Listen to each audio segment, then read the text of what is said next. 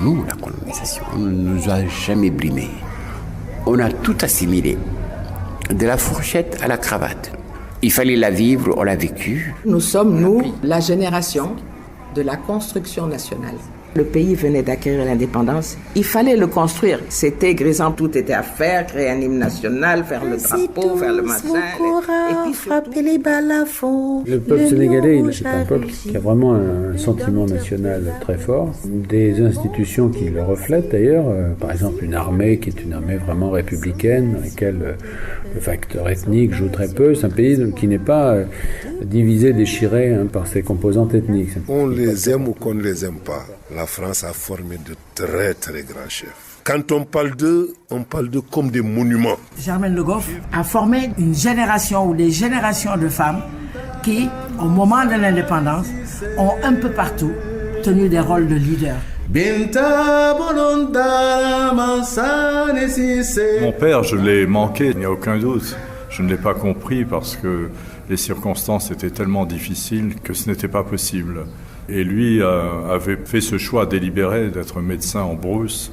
C'était aussi choisir de ne pas être près de ses enfants. C'était une sorte d'apostolat. J'ai l'impression que quand ma mère est décédée, il y a une partie de moi qui est partie avec elle.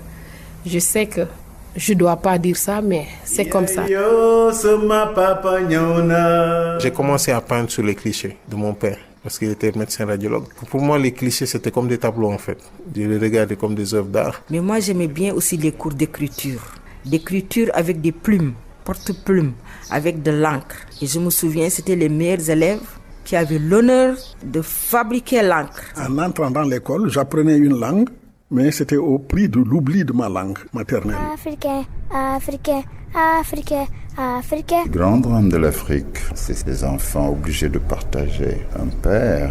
Donc ils sont fragilisés depuis le départ. Mon rêve serait qu'un jour, au Sénégal, en tant qu'homosexuel, on puisse vivre librement.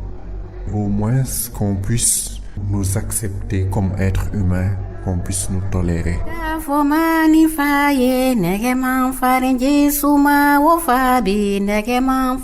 C'est la chanson que chantent les jeunes filles quand elles sont excisées. À l'âge de 10 ans, avec 3 fillettes de mon âge, nous avions subi le drame de l'excision.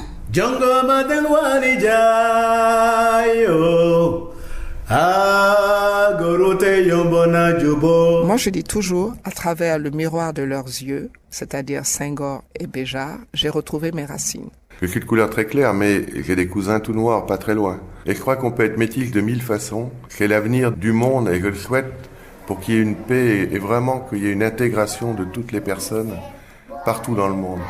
Il est là, son appel dilemme. Merci, au revoir. Merci, au revoir.